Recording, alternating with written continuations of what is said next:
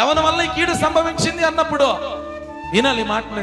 ఎవరి వల్ల ఈ కీడు సంభవించింది అన్నప్పుడు ఆయన త్వరగా ముందుకు వచ్చేస్తే ఇంకోలా ఉండేదేమో కానీ ఆయన ఒక్కొక్క వర్షను తీసుకొని వస్తూ ఉన్నప్పుడు అందరూ లైన్లో నిలబడ్డ. ఆ లైన్లోనే ఉన్నాడు వాళ్ళోడు, అక్కడే ఉన్నాడు.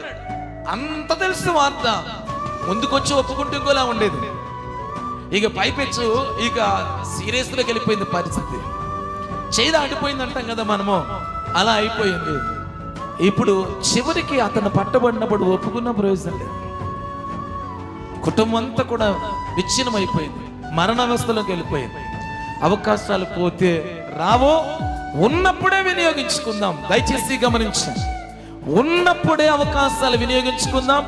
చనిపోతే రాదు, చేయి జారినటువంటి పరిస్థితులు రావు, పోయిన కాలము తిరిగి రాదు. దయచేసి ఈ విషయాన్ని గమనిస్తారని కోరుతూ ఉన్నాం.